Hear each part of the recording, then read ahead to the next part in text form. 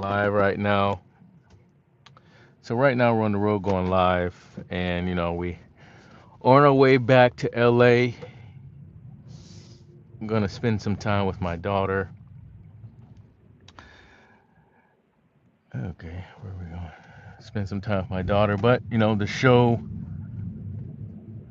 must go on. Like I say, I'm all about consistency, and consistency is so important with everything, including your finances. So finances, we're gonna freestyle it today because I don't have my schedule. Like I said, the show will definitely get better. We're riding out from the Bay Area to SoCal. I'm not quite sure what your view is, but let me see. I think you got it cool for you. It's cool enough. As long as you can hear me. Okay, gonna hit here on the south. So, finance, this is a freestyle day, freestyle Thursday. So, I guess a great topic to talk about now is what's going on in the news, which would be the war. So there's a war going on right now, and it is definitely affecting prices. It's definitely affecting stocks. It's affecting oil. It's affecting everything. But well, I notice it's not affecting as I drive this Tesla. It's not affecting electricity at all very much. Actually, I've electricity's kind of gone down.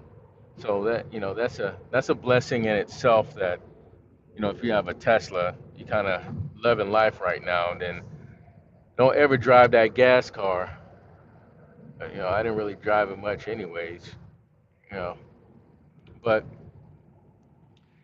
now for sure, if you got an electric car, you stay in that electric car. But why is it affecting prices? Why is this affecting prices? Well, 20% of the oil that the world gets comes through that area that's controlled by Iran.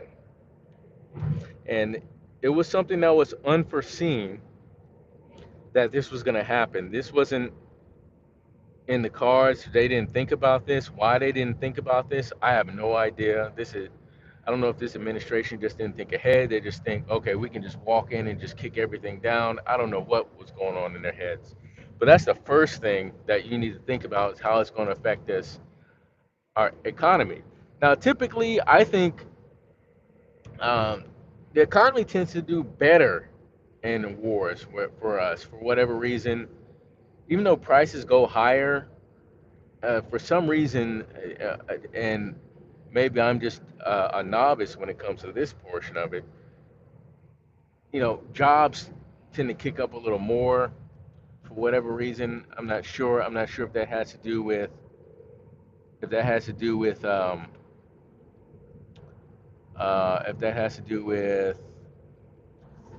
past the police officer there. Not sure if that has to do with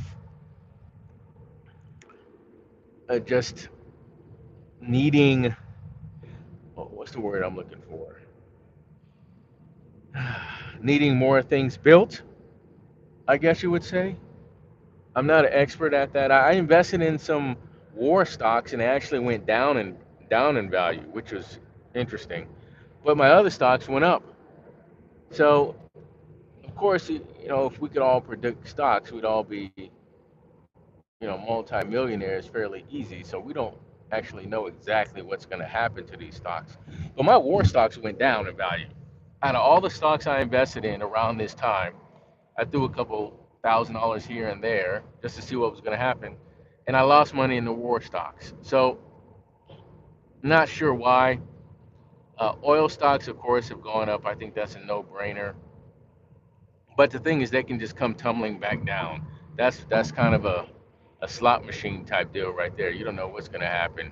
They might open it up and close it again, and open it up and close it again. So, me personally, if you're investing in oil right now and you just jumped in for it to spike, I'd pull it out as soon as you get a lot out of it and pull it out and put it somewhere else. Or, you know, that's the best way to go about it as far as oil stocks. Again, I'm not an advisor.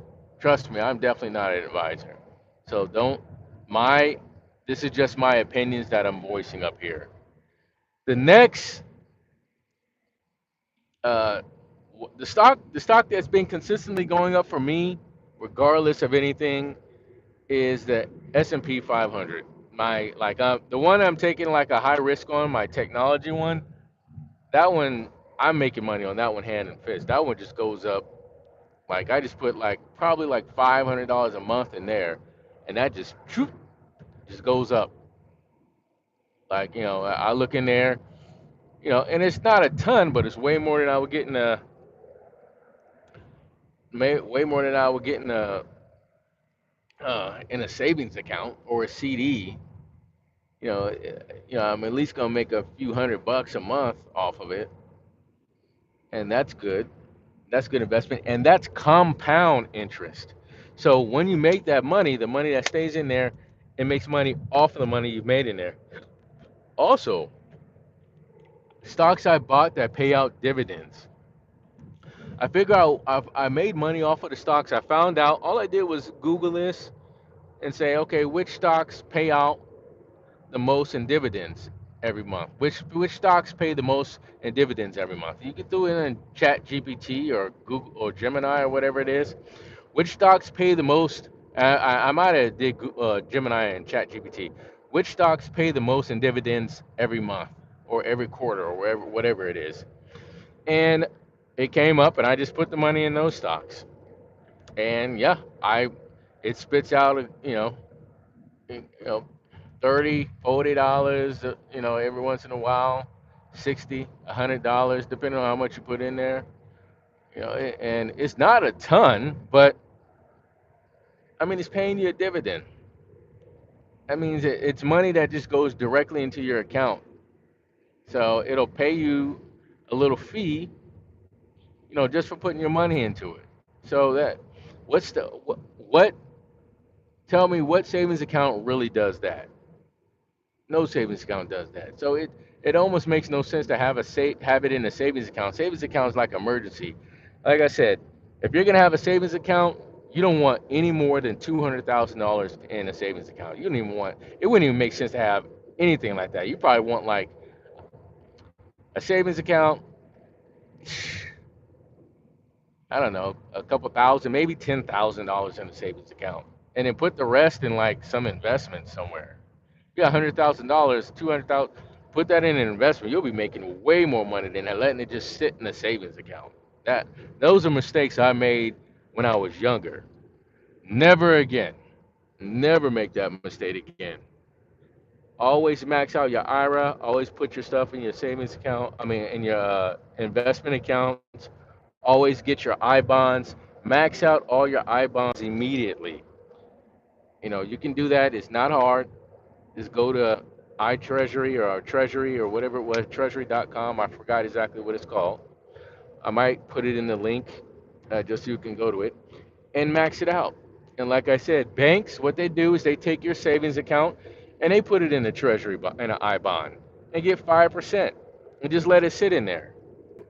So they make money and they make 5% and they give you like 0.03%, 0.09%. It's ridiculous. Don't do that. So, but like I said, back to the war. The war. Old men talking, young men dying. It's sad what's going on over there. What's going on with the war and how that is affecting us over here. How that's going to affect us in the future. These are going to be things that we have to deal with long, long into the future. What's going to happen? What are we going to have to deal with in the future? People attacking us later on. We're going to have to spend a lot more money on defense. We're going to have to protect ourselves big time because there is going to be some serious retaliation based off of what I've heard that's happened. I don't know if it's true or not. We really don't know what's going on over there if unless we're over there. And even if you're over there, you kind of don't know what's going on over there. You got to look at the media, and is the media telling the truth? And we know the media tells what narrative they have installed for them. And that could be on our side and that can be on their side. So we don't really know. All we know is that the prices over here are going up for everything except for electricity. And the prices are going up everywhere. So, you know, dealing with inflation, even though inflation is better than deflation, inflation will help you, hopefully make more money because jobs are paying more money now. Jobs you should go look out for, try and get. I guess we should talk about the job market also. So, the job market, there are lots of jobs out there, but you got to put out hundreds of applications. You got to put out hundreds of applications if you want a job. Um, like I said, TC Technologies Academy, we have jobs, but it's one of these things where you go through the school, go through academy.tech, tcetechsolutions.com. You can go there, take the course, work with the company. So these are really good jobs all over the United States and London, England. But there are definitely jobs out there. There are definitely jobs out there, and they're there to be taken. You just got to get up, and you're gonna have to really work to get these jobs because everybody wants them. Everybody wants the high-paying job where you can be an exec and sit there and do this, and those jobs are gonna go to people who know the right people. Okay, if you don't know anybody, if you're not in with anybody, you're most likely not gonna get those jobs. Okay, those jobs are for, hey, this person knows this person, this person's dad is friends with this person, and those are the jobs, the big, $250,000 a year jobs. You just get to sit there and just talk on the phone and send a couple emails and get paid. Those jobs, you can get your foot in the door at a lower tier job. So you basically, I'm going to tell you this: get out there and get everybody knowing you. Join work focus groups. Find some good groups to join. And I'm talking about real ones that know corporate people, not uh, let's say networking groups. So probably in some networking groups where when you're in these networking parties, these networking things, and the best ones are the little where